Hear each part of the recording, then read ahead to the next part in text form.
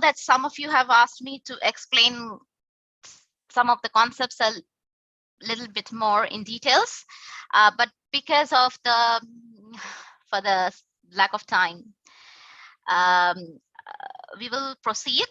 What I'm going to suggest is that this lecture will be available, so just have a look into it, and if it still does not clarify your doubts, please send me an email and I will try to answer and help you understand the questions or the problems. Okay, so what I'm going to do next is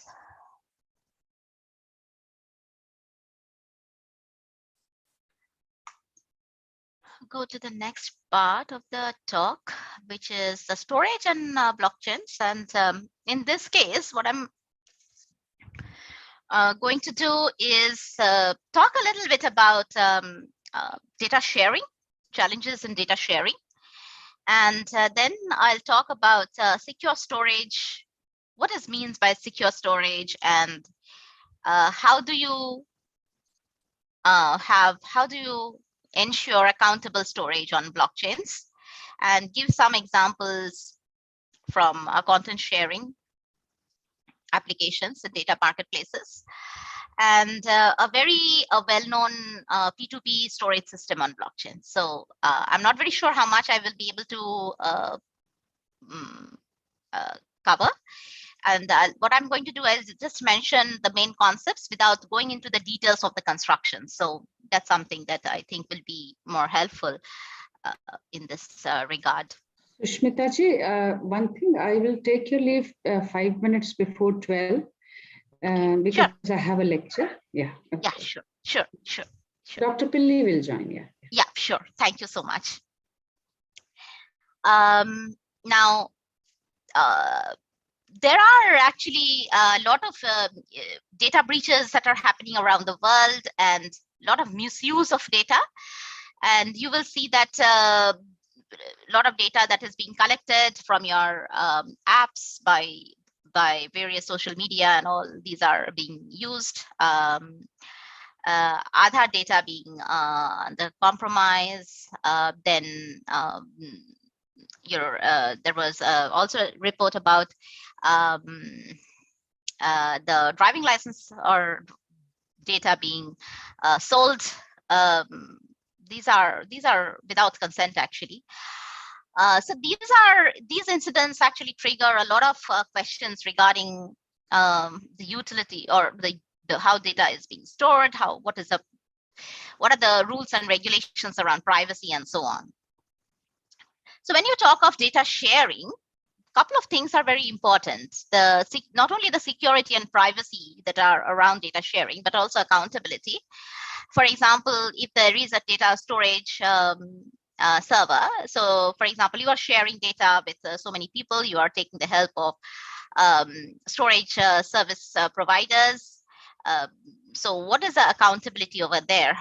Are you sure that this data is being held properly? There is also a lot of issues regarding compliance. So these are things that are becoming very important nowadays. How do we comply with data sharing? Whom do we share data with? Are we sharing the data with the right people for the right purpose, in the right environment, for the right purpose, within the right geographical location, and so on? So there is a lot of issues regarding compliance and whether we are doing it with proper consent. Are we sharing the data with the right people that is written in the consent, or have we received a consent before we share the data? With whom we share the data and so on. So there is a need for consent and also some ethical issues around data sharing. And these are all important to make to make informed decision making. So you have to abide by many of these things. And there has been a lot of stress on this compliance when it comes to data, when it comes to privacy. And Australia has a Privacy Act which dates back to '88. GDPR, which is a very popular one in the EU, 2018, and then California Consumer Protection Act, Data Protection Act of 2019. There is the Personal Data Protection Bill in India 2018 and 19, which was revised in 2019.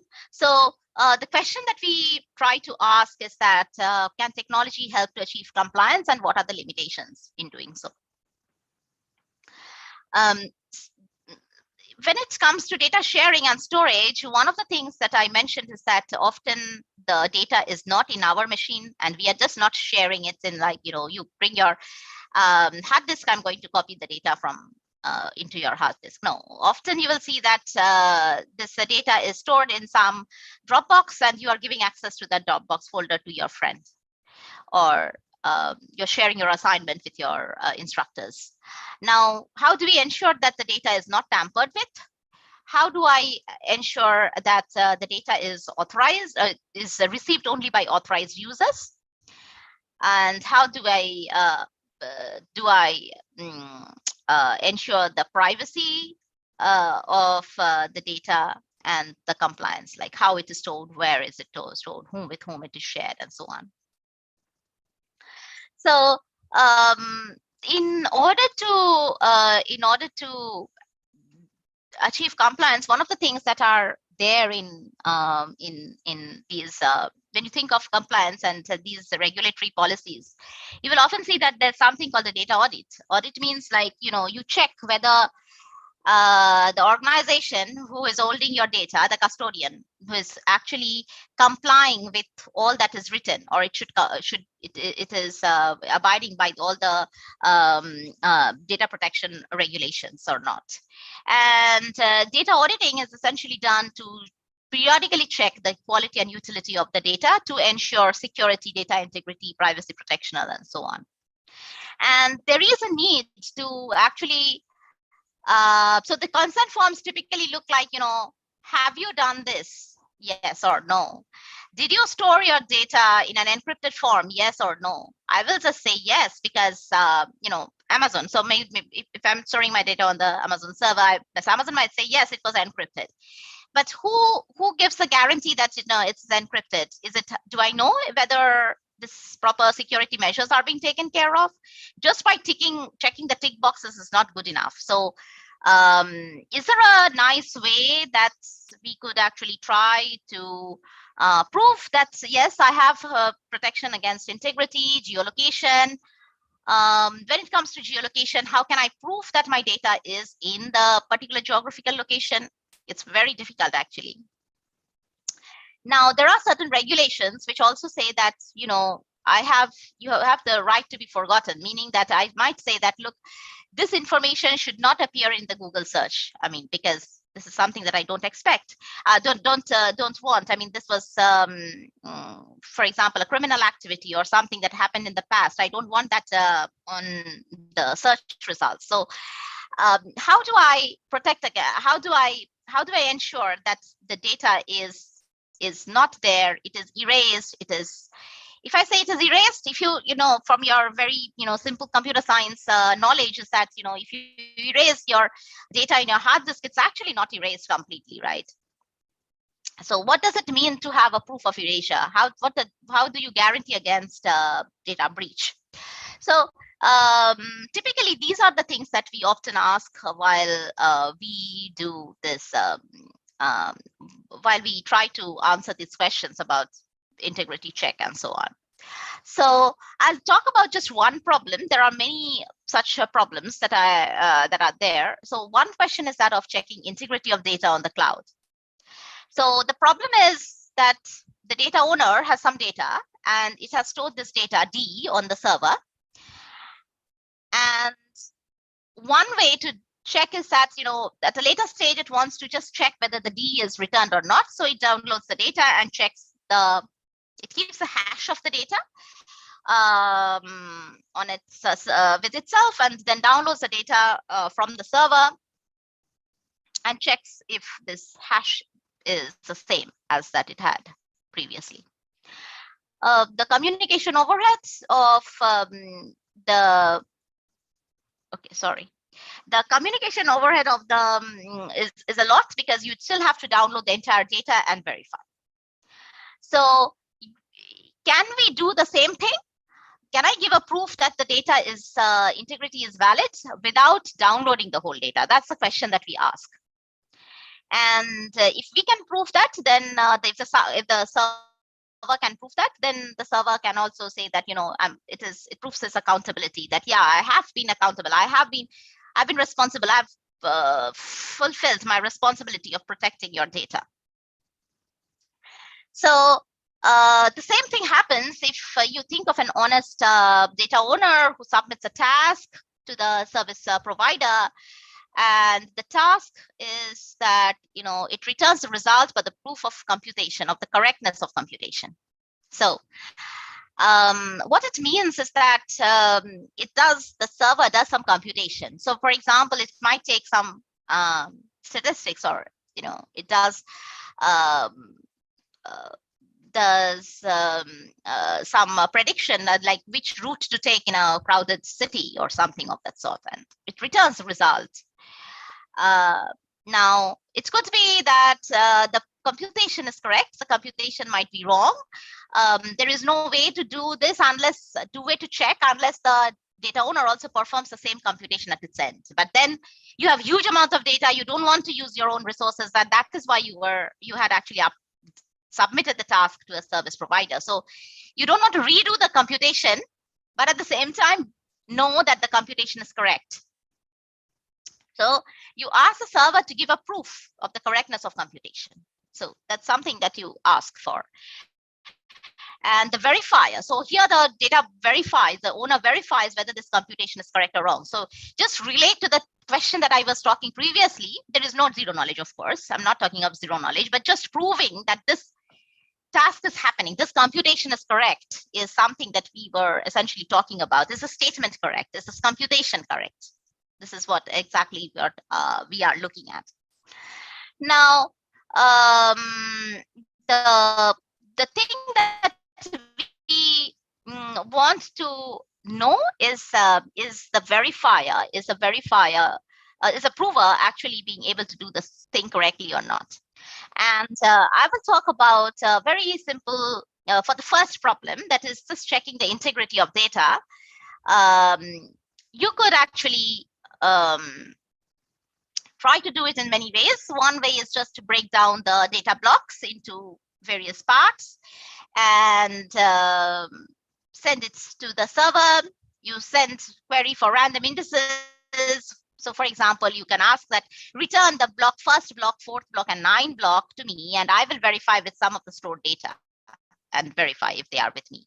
Problem is that you are still storing some of the data blocks, a subset of the data blocks, and you're also downloading quite a few data blocks. And then you don't know, you still can have some error, or maybe first, fourth, and 9th blocks are correct, but the server has tampered the 10th block. It would still pass the check. So there are issues with this problem. And why am I trying to do this is that is this relevant? Is this really important to check the integrity of data? Of course it is. And at the end, I will talk about one blockchain, which is Filecoin, which is an open source cloud storage marketplace protocol and cryptocurrency. So this is a very nice peer-to-peer storage system. Or I would not say peer-to-peer, but I would say a marketplace. It's a storage marketplace, and it works on over a blockchain. So this is something that you will see that where a blockchain has an application and very nicely designed protocol. And there are other blockchain networks, for example, the Chia network and the Storj, which are also storage. The Chia network is a blockchain, so that's a blockchain, and the Storj is also built on blockchain. It's also a decentralized storage system. So Let me talk about the first problem, which is actually the proof of integrity. So one way of doing this is to actually generate a block and the signature on the block and send it to the server. And later query a random index I and return the block and the signature or an authenticator. So here the signature could be a signature, it could be a message authentication code. And something that I talked about, the digital signature, this is an example where it can also be used. Now, as I mentioned, that no one can forge the signature. So no one apart from the block, from the data owner can actually verify this part. So verification, private verification, message authentication code, yes. Now, similarly, you could also use a digital signature. Let's also, this can be verified by a third party because it is a public verification scheme. Signatures can be publicly verified, as we mentioned before. So it's all good. Now, the question comes like before that can we, we are doing multiple we are actually sending multiple block and signature schemes to verify. Can we have a compact message and signature that is good enough to verify, to reduce the communication overhead? So two things are very important, and this typically recurs through all the concepts that we are talking, is that how do we how do we make the communication overhead as little as possible? So in this proof also, like, this is also a proof. So you are giving a way to verify that, you have done something properly. So over here also, you could actually combine the various parts of the message and signatures into one. So where you could have one message and one signature. And you can do just a very simple verification to prove that, that all these messages, blocks 149, are correct. And you could do this multiple times, again and again, where you could actually choose more random indices and try to verify that you have done it correctly. And forget about all the notations that you see in the whole thing. Let's not get into it, but this is how a verification would typically look like. So what I'm going to do is that, since I'm talking about this, why does the blockchain come into picture, and what is the how do we use it, and for what purpose? So before that, I will talk about one more challenge, which is that of encryption, or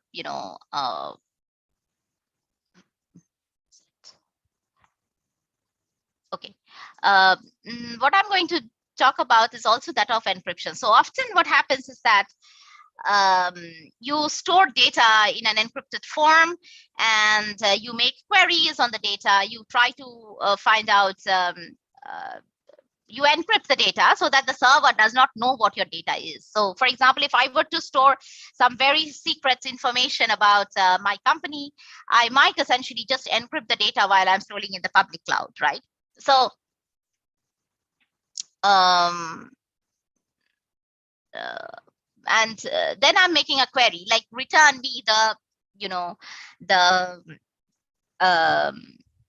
the aggregate, or the average income of of the employee, and this is a query, and the server is going to compute this on an encrypted data.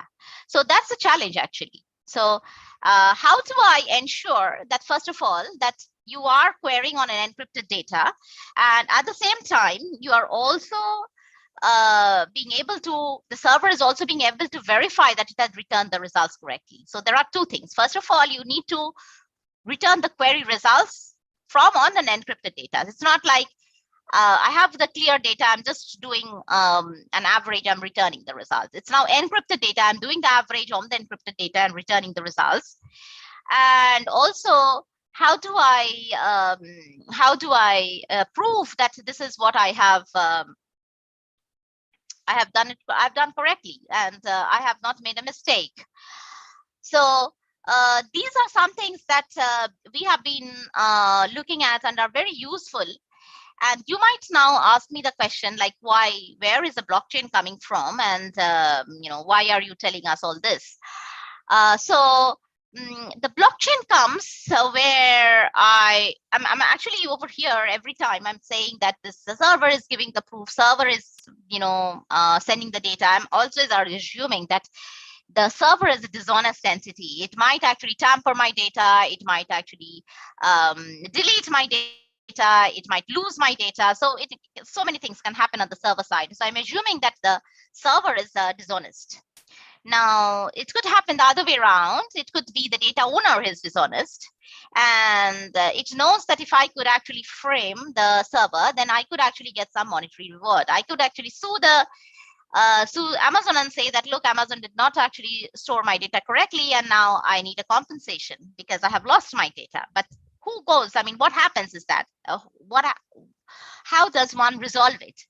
So typically, in the normal scenario, what would happen is that the data owner and the Amazon would both go to the court, and both would submit some evidence. Like, the data owner might say, look, I uploaded this data at this time, and Amazon might say, no, this is not the data you are uploaded, or something of the sort. And both have to give some evidence. And finally, it will be the judge's decision, looking at the evidence, to decide like who is right, who is wrong, how much compensation to give each, and so on. Right?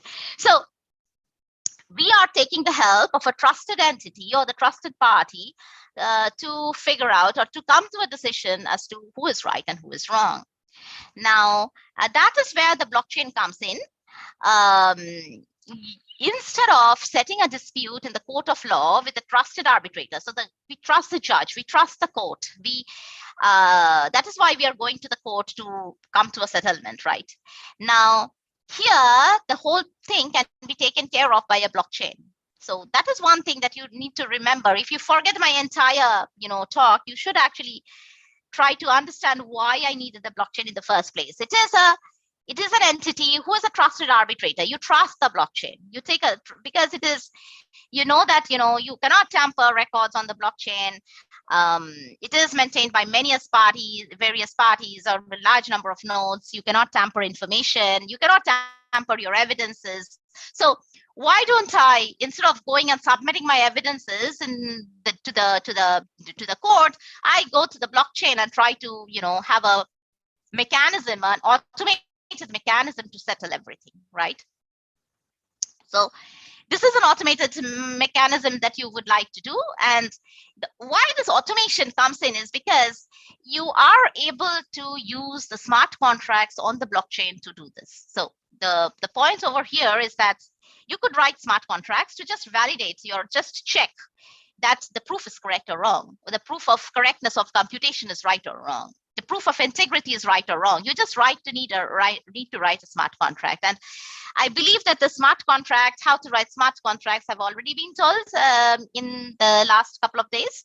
So I'm not going to say exactly how I'm going to write a smart contract for this, but the main idea is that it's not going to be as easy as the examples that you were shown, but it would need some thoughts as to what sort of a smart contract it is going to be. But the underlying thing that you need to understand is that there is an automated process of collection of evidences and verifying the evidences that is done by the blockchain, and that is the strength that we need from the blockchain. So blockchain is a trusted arbitrator.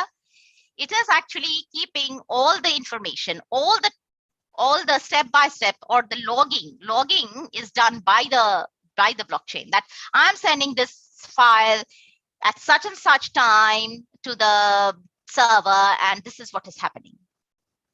Now, note two things is that because the blockchain is able to keep a record of all the things that are happening in this system, it makes things much more easier and systematic. And that is where you will ask me the question, if I were to keep my entire data on the blockchain, then you said yourself that it's going to be inefficient. So what am I going to do? So that is a challenge that's why I said that, the smart contracts is not going to be as simple as the examples that you saw. So the data owner typically submits an evidence of the task. It will not submit the task itself. So if it would have submitted the task itself, then the blockchain peers would have actually had to do the computation. We don't want that. The server is doing the computation. So note the difference that the blockchain peers are not doing any computation. The server is doing the computation. It is sending a proof that it has done the computation properly. And this proof is publicly verifiable. So, everyone can verify the whole thing.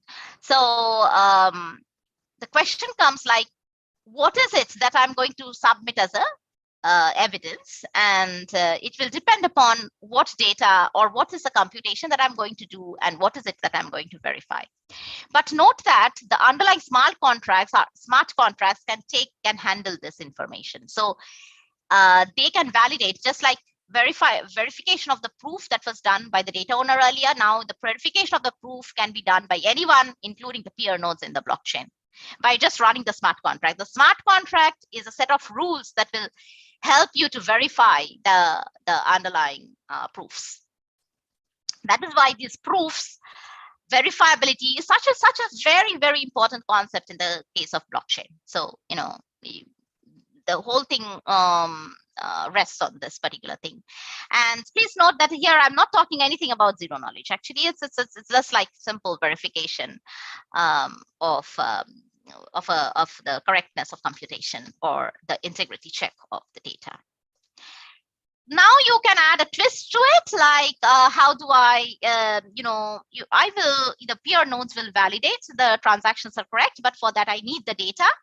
So can I do without knowing the data? Can I verify the transactions without knowing the exact values that I'm going to exact values of the transaction?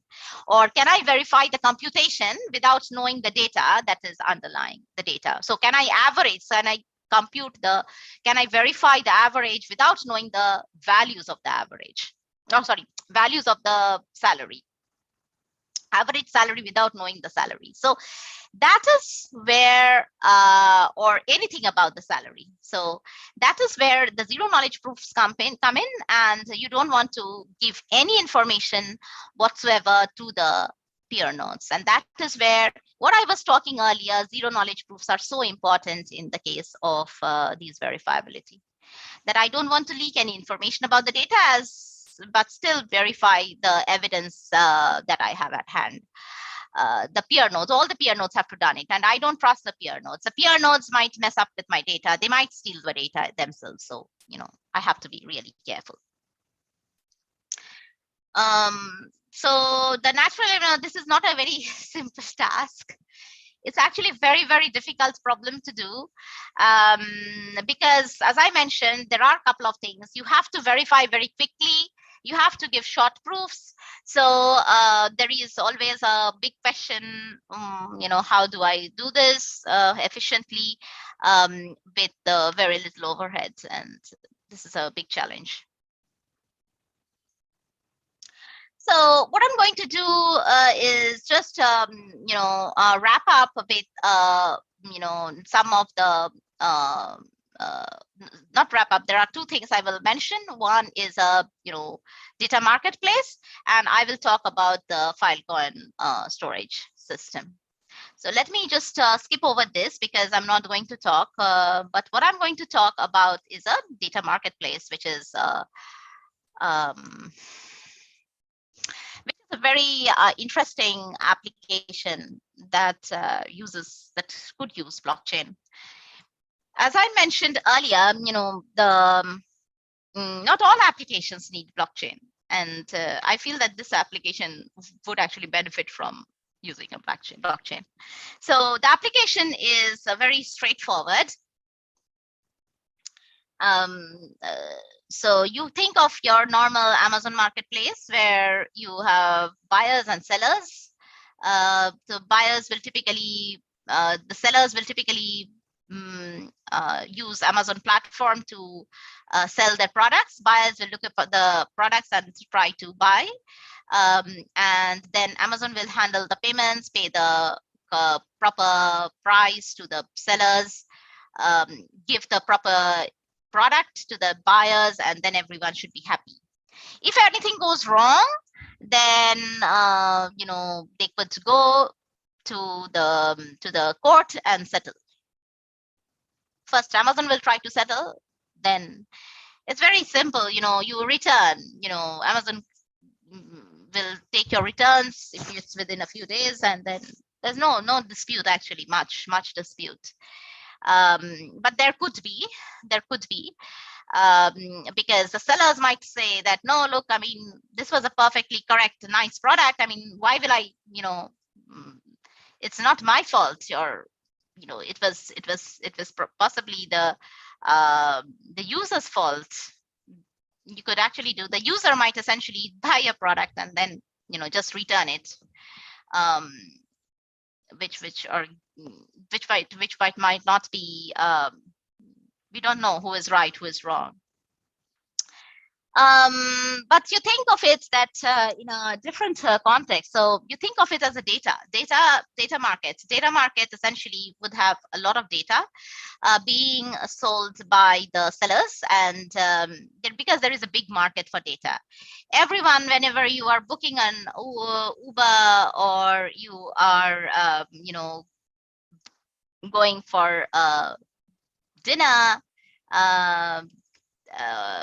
and trying to go through do something on try to see the information and book over Zomato, you're giving a lot of information about yourself, about your preferences, and so on. So, and people like the data that they are collecting. The telecom companies collect data, the transport companies collect data, and so on. So there's a lot of data being generated and being used. So there is a need for data all the time. So can users monetize on their data? Monetize when they sell their data. So typically, the corporates will tell you, look, I mean, we are collecting data to give you good services, but that's not all.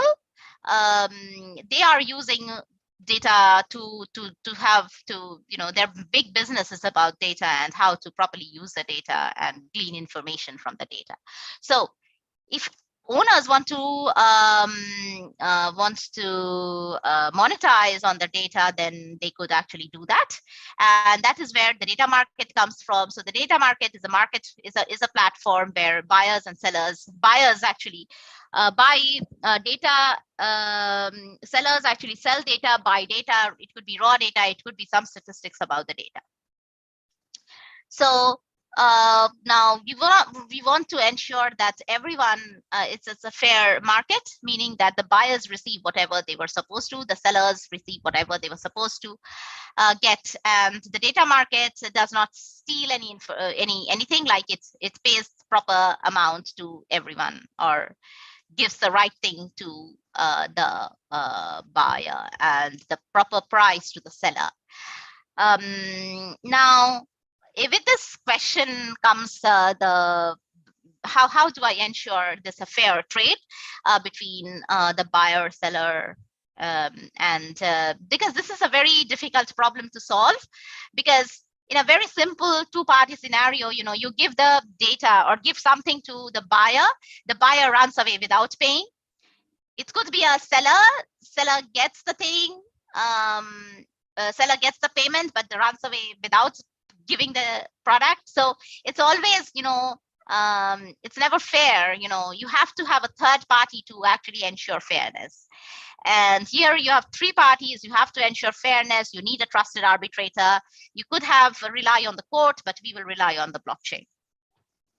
So fair exchange is impossible without a trusted setup. That is why we rely on blockchain, and the blockchain mimics a trusted setup and uses smart contracts for the payment mechanism and records transactions undeniably. So that is why, for all these reasons, we try to use the blockchains. And just give you one example of this is also fair content distribution, where you can think of a facilitator. So there is you think of your YouTube service. so there are many people who actually receive a royalty for the content that they put up on the YouTube by the viewership. So YouTube pays them depending upon the viewership. So we just assume typically that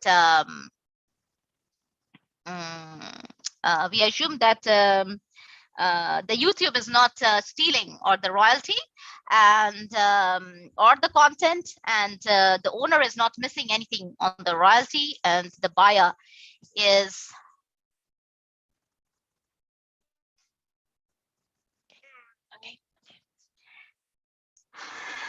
the buyer is going to pay. The buyer will pay for will get the right content and pay the right price. So now again, there is this question about how to do this in a fair manner using the blockchain, and so we typically do this using a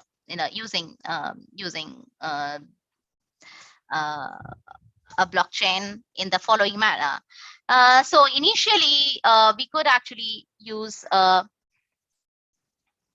content registration phase where the owner simply registers the content with the facilitator, here the storage system, and then the facilitator and the buyer, they negotiate or they exchange the contents.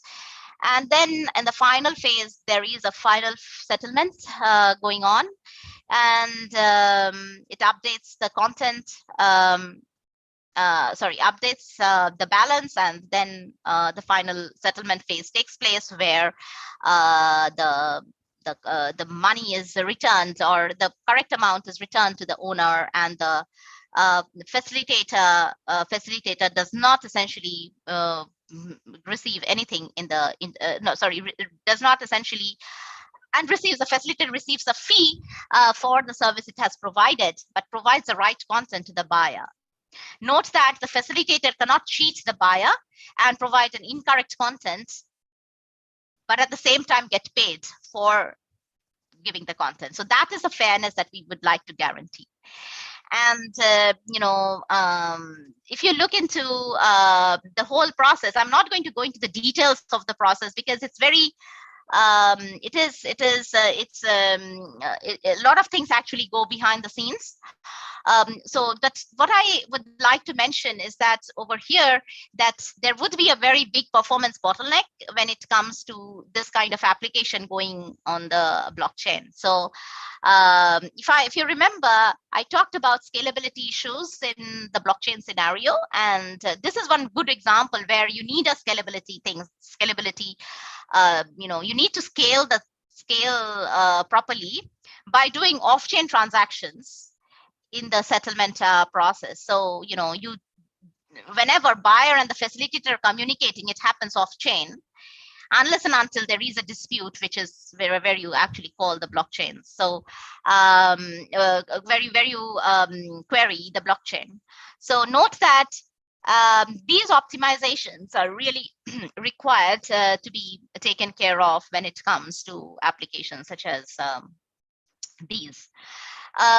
You don't need to go through each and every details, but note one thing, that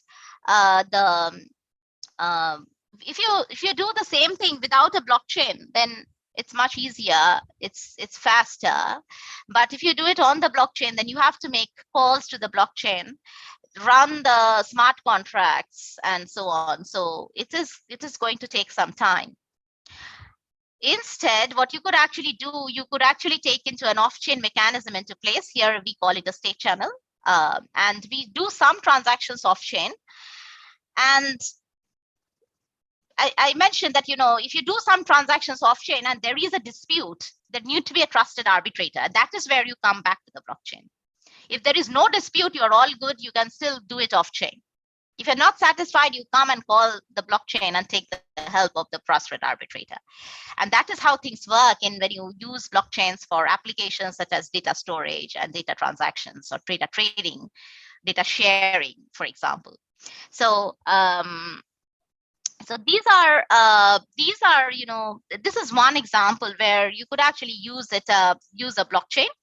And just to note once again that we are going to achieve this accountability and compliance using these smart contracts and proofs that I talked about earlier. So I just talked about how to do some content exchange and a data market, but in a data market, it's just not content exchange. You could like to just give the summary of some data. The buyer would like to buy a summary of the data. Summary means like you are doing some computation on the data. And then it is again the proof of the computation that you would like to verify on the blockchain. So with that, we come to almost the end of the talk, where I will talk the last thing which is called the decentralized or application of a proof of storage that I talked about earlier, and it is in the decentralized marketplace. A large number of storage companies, for example, they store the data in some central servers. For example, you would have data centers where you could actually store. The servers are located in some locations, whichever company, whichever service provider you take. These are located at certain companies which are prone to failure. It's more costly for the data to be kept in these to use these services. So there are a number of other options. For example, Filecoin, which actually does it in a different way. It distributes. It keeps the data in a decentralized fashion, and uses blockchains to ensure that the data is available when it is available and is maintained correctly and properly. So if you have a data, you typically keep certain replicas of the data at different storage servers, so that even if there is a failure, you can actually have some redundancy and reconstruct your data. So that's one thing. So there is a scope of having duplicate data. But at the same time, you also would like to have a proof of storage that the data is correctly stored, and I can retrieve. When I retrieve it, I have the correct data that I had stored before, and I have the proper compensation also in place. So this is how the blockchain is properly used to ensure that the data is properly distributed in storage devices. It can be retrieved when required. It can be and the storage devices get paid for storing the data at their end.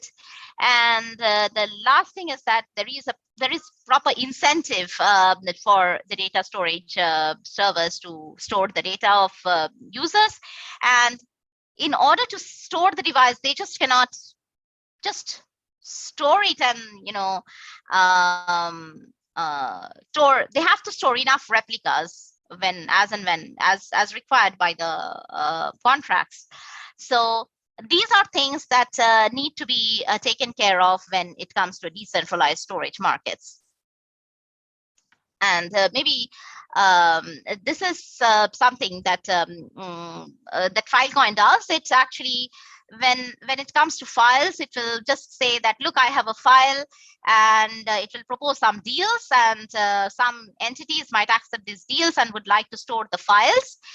And then the files are transferred to these locations, which could be, in a very decentralized way in different places of the world.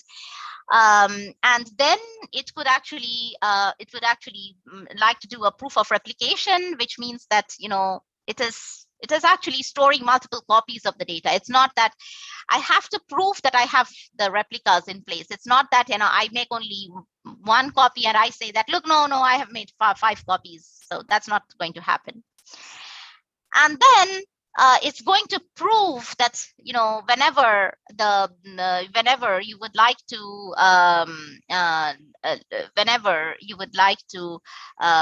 you not only store the data, but you also prove that, yes, I have stored the data for a particular amount of time. So that's called the proof of space-time that you will see in the figure, and get a payment for that. So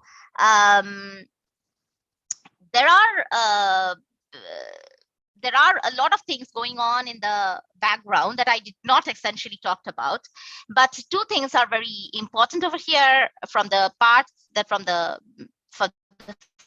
first part that I mentioned, that you need a proof of storage, meaning that you have stored the data correctly, and you need to have a proof of replication, which means that you have to show that you have actually stored the desired amount of replicas. You have enough storage at your end to be able to store the data properly, and you get paid if you have stored the data, and you do not get paid if you do not store them properly.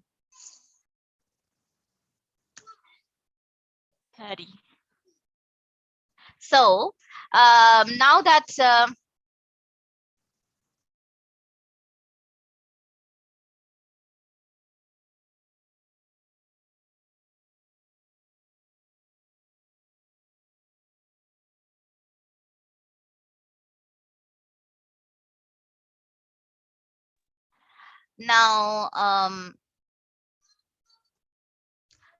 now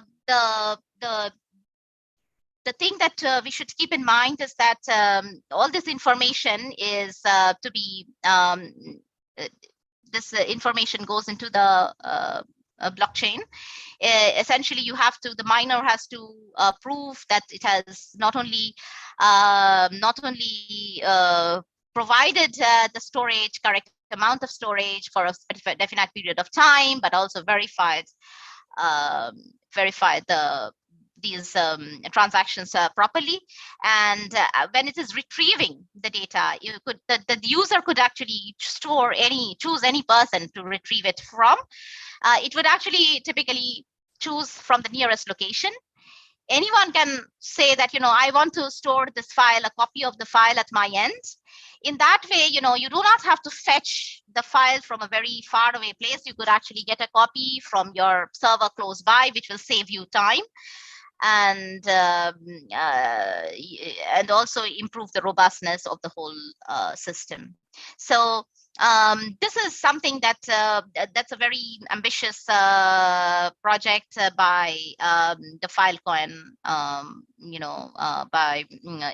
for Filecoin, and I take this as an example in the blockchain case, because it's a very nice way of having a storage and the storage with the help of blockchain.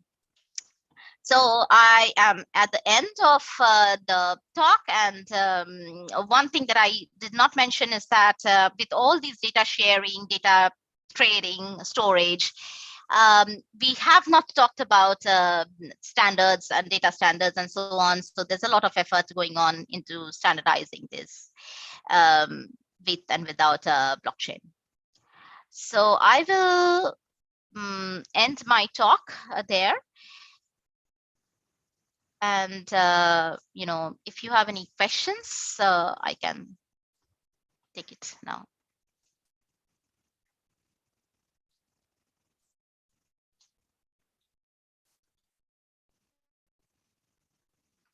Okay, so let me just check the chat for questions.